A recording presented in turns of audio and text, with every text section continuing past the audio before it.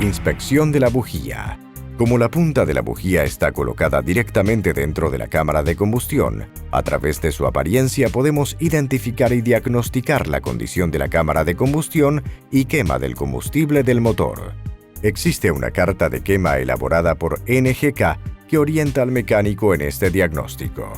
Primero debemos retirar las bujías del motor y examinar la condición de quema. Bujías carbonizadas, empapadas, con luz de los electrodos cerradas o desgastadas, con presencia de residuos y marca de flashover, pasaje de corriente entre el pino terminal y el casquillo metálico, deben ser sustituidas. Posterior a la inspección visual debemos medir la resistencia de aislamiento entre la bujía y el casquillo metálico. En este caso debemos utilizar un equipamiento apropiado llamado megómetro, que proporciona aproximadamente 1000 volts DC. El valor medido debe ser superior a 50 megaohms a temperatura ambiente. Factores como la carbonización, humedad y grietas en el aislador afectan la aislación de la bujía. Para las bujías resistivas también debemos medir el valor de la resistencia. Para esto debemos utilizar un instrumento llamado multímetro o tester en escala de medición de 20 kiloohms. El valor de la resistencia debe variar entre 3 a 7,5 kiloohms. Algunos tipos de bujías resistivas pueden variar entre 1 a 2 kiloohms. Existe también el test de chispa, donde podemos colocar la bujía en un equipamiento que simule las condiciones del funcionamiento del motor. La bujía es sometida a una presión entre los electrodos de hasta 8 kilogramos fuerza por centímetro cuadrado y aplicamos alta tensión próxima a los 25 kilovolts. En esta condición debe haber una chispa normal de la bujía.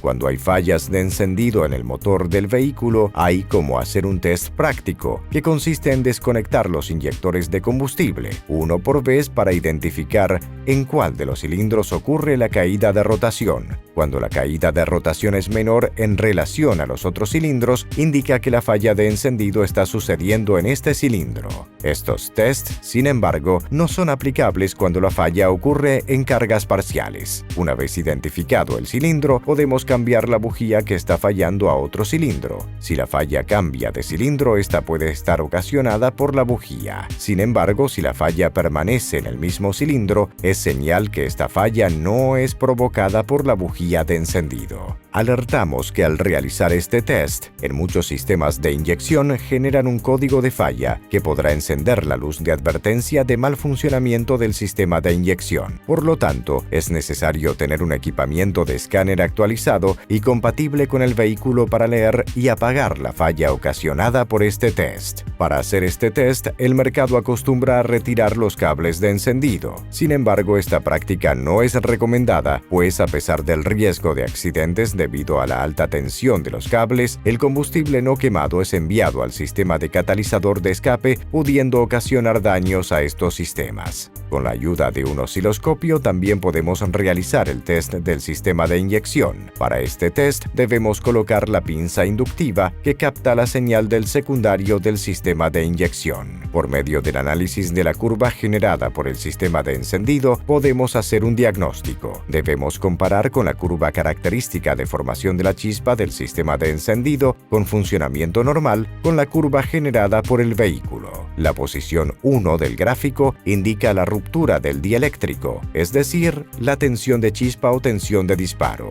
La posición 2 indica el tiempo de descarga de la chispa, tiempo de descarga o tiempo de chispa. La posición 3 indica la interrupción de descarga de energía, también conocida como oscilación residual. La posición 4 indica la reanudación de la curva de la bobina. Con el sistema operando correctamente observamos las curvas uniformes siguiendo un orden de encendido del motor. Cuando tenemos apenas una de las curvas con inclinación acentuada, descarga lenta de corriente, indica un problema en un cilindro. Esta falla normalmente es generada por problemas de resistencia alta en el circuito de un único cilindro.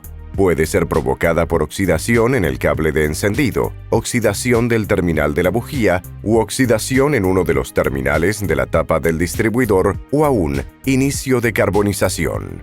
Cuando tenemos todas las curvas con inclinación acentuada, descarga lenta de corriente indica un problema que afecta a todos los cilindros.